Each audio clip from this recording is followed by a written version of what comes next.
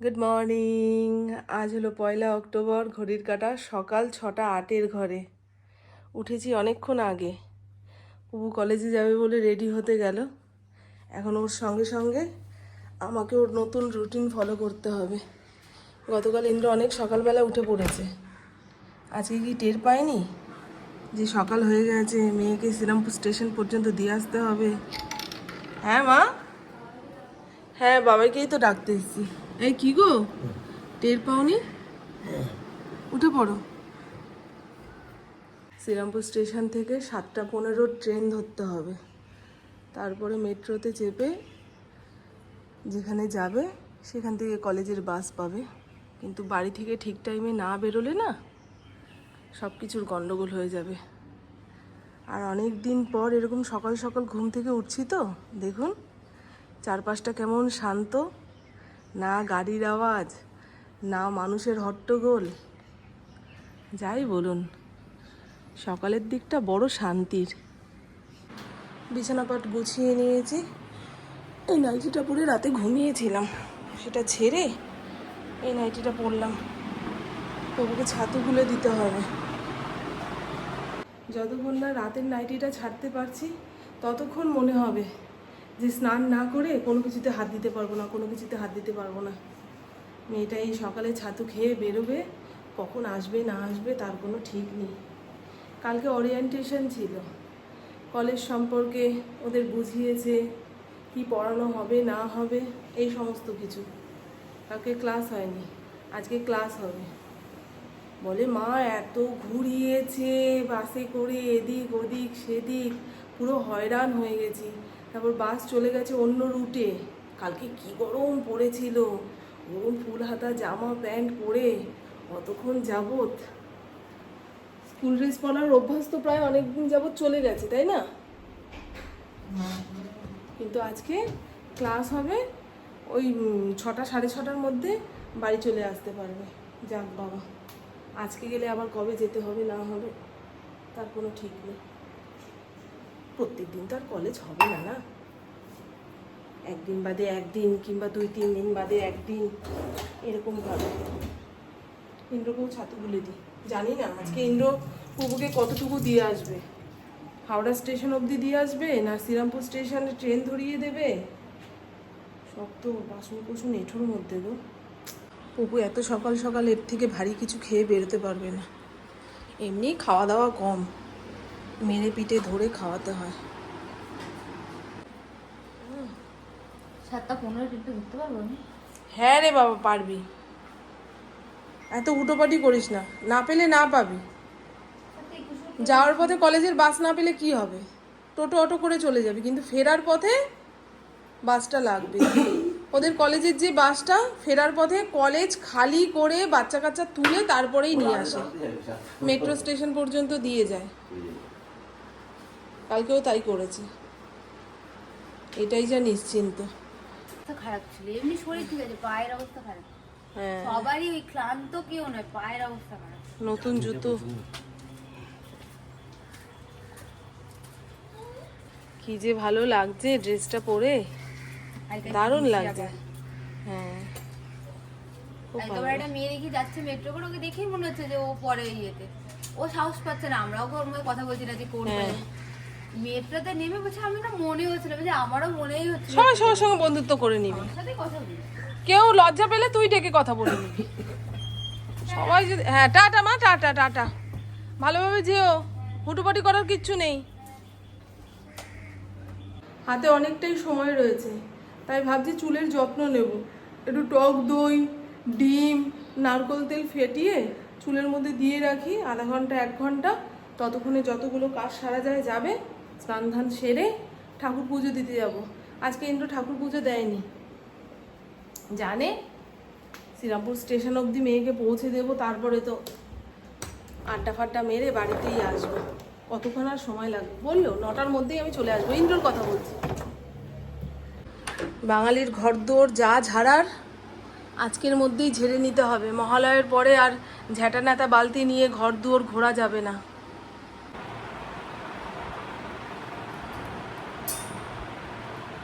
ওই দেখুন মিনি কোথায় শুয়ে রয়েছে। আজকে সকাল থেকে কেমন গা পাকানো একটা গরম ছেড়েছে গো। বৃষ্টি হওয়ার আগের মুহূর্তে যেমন ভাপানো একটা গরম ছাড়ে না, সেই রকম। পুজোর মধ্যে তো বৃষ্টি হওয়ার সম্ভাবনা রয়েছে, সবার মুখে একই কথা।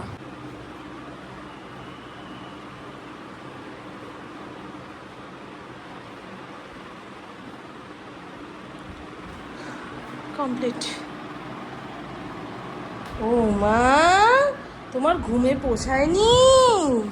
আমি যখন গরমে অস্থির অস্থির হয়ে যাই, সবাইকে ডেকে জিজ্ঞাসা করতে ইচ্ছা করে, এই আমার যেমন গরম লাগছে তোমারও কি সেরকম লাগছে, নাকি আমি ভেতরে ভেতরে অসুস্থ?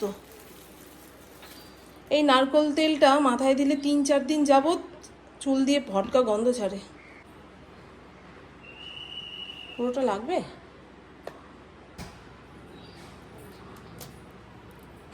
ডিমের সাদা অংশটা দেব, কুসুমটা দিলে চুল চ্যাটচ্যাটে হয়ে যায়।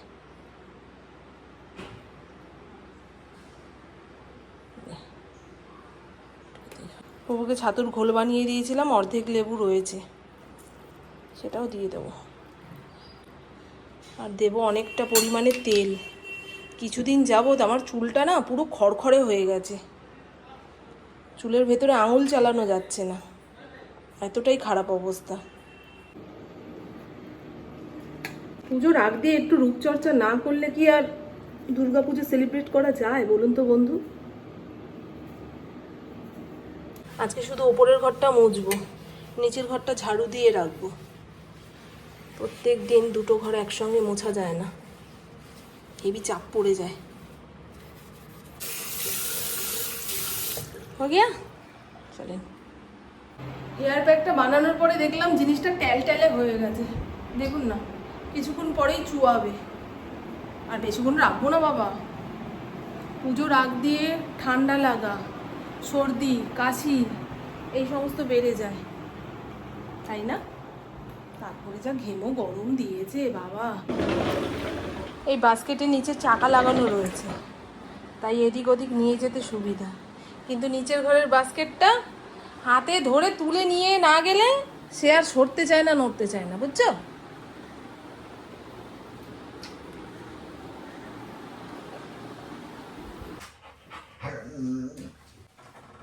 হরিণকে এখন দরজা খুলে দিতে হবে, ও যতক্ষণ না রাস্তার লোকজন দেখতে পাচ্ছে শান্তি নেই, বুঝলেন?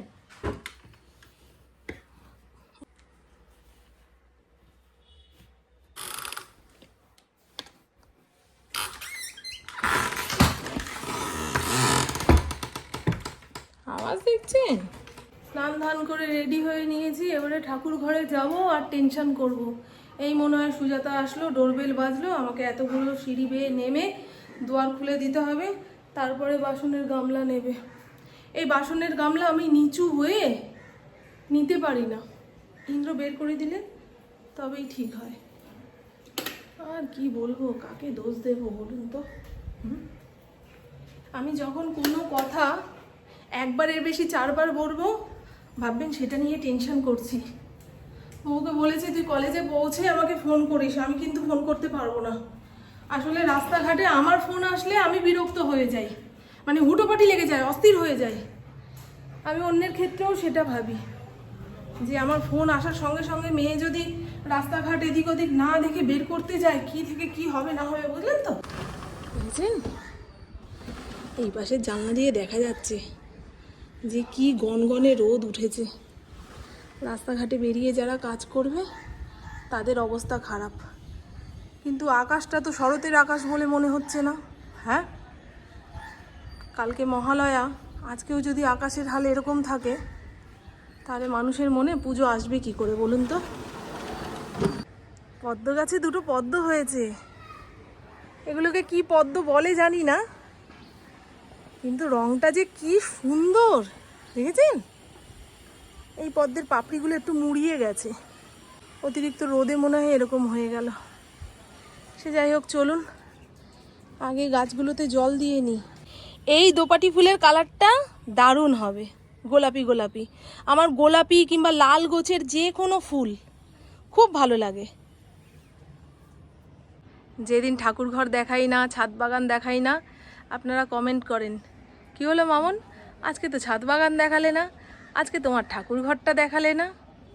এই যে দেখিয়ে দিলাম, শশা গাছে 2খানা কুশি এসছে। এটা থেকে ফল পেয়ে গেলে তো ভালোই হয়।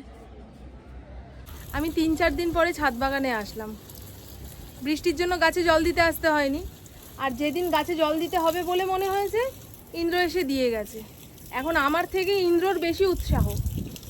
আমি যদি বলি দাঁড়াও যাচ্ছি, ছেড়ে দাও আমি দিয়ে আসি। আসলে শশা গাছে ফুল এসছে, প্রত্যেকটা গাছ ভরে ফুল দিচ্ছে। এই সমস্ত দেখার লোভ কি আর কেউ সামলাতে পারে বলুন তো? প্রত্যেকটা গাছ ফুল দেওয়া বন্ধ করে দেবে।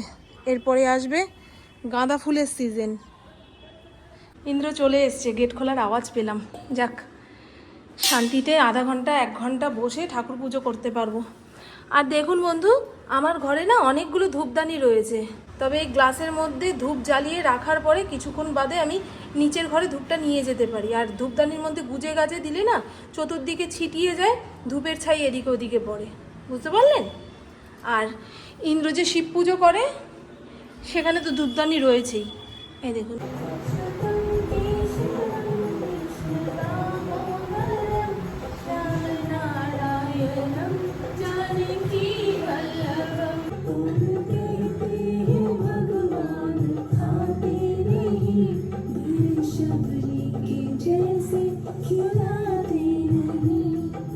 আমার বন্ধুরা যে এত কথা বলছে, তুমি কিছু বলো। বলছে খালি ইন্দ্রদাকে ভাত ভেজে দেবে আর ছাতু মুড়ি দেবে, একটু গরম ভাত বানিয়ে দিতে পারো না? বলো, গরম ভাতের ধোয়া দেখলে আমার মাথা বিগড়ে যায়। अधर्म का धन कोई भी हो बुद्धि भ्रष्ट कर देता है, बहुत इससे बचा जाता है। आप इससे समझिए। ফড়িংকে এই পাখাটা চালিয়ে দিয়েছি, কিন্তু সে ঘুমাচ্ছে কোথায়? এইখানটায়। আর আজকে শরীরটা একটু খারাপ মনে হচ্ছে, ধূপ ধাপ শুয়ে পড়ছে। ইন্দ্র তো ওষুধ খাইয়ে দিয়ে গেছে, পেটটা নরম করেছে ওর।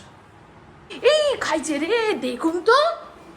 এখানে উচ্ছে, আলু, পেঁয়াজ ঝিরিঝিরি করে কেটে লবণ হলুদ মাখিয়ে রেখেছি। কড়াইতে তেল দিয়ে আপনাদের সঙ্গে কথা বলছি, দেখুন তেল উড়ে পাশের বাড়ি চলে গেল। আজকে সকালবেলায় ডিমের সাদা অংশটা মাথায় দিয়েছি, কুসুমটা রয়ে গেছে, সেটা উচ্ছে ভাজার মধ্যে দিয়ে দেবো। একটা নতুন রকম রান্না হচ্ছে।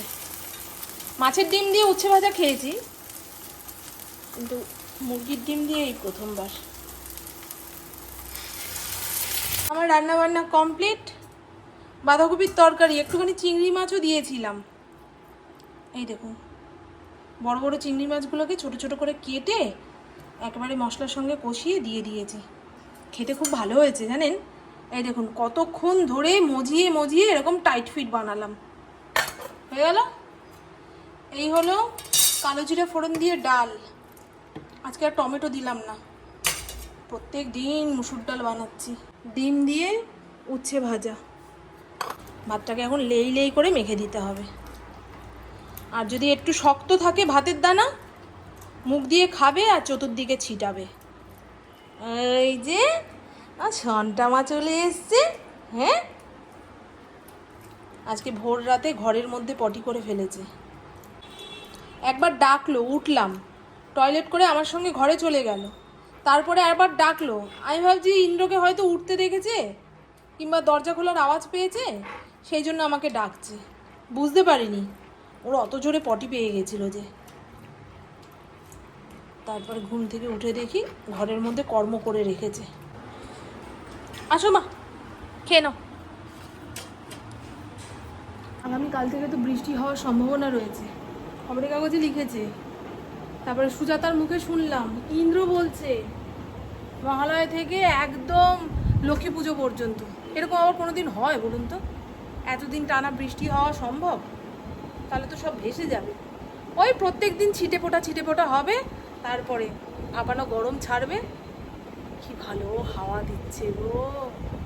শীতকালে এই জানলাটা মোটে খুলে রাখা যায় না, ঠান্ডা হাওয়া এসে কানে কপালে চাপড় মারে।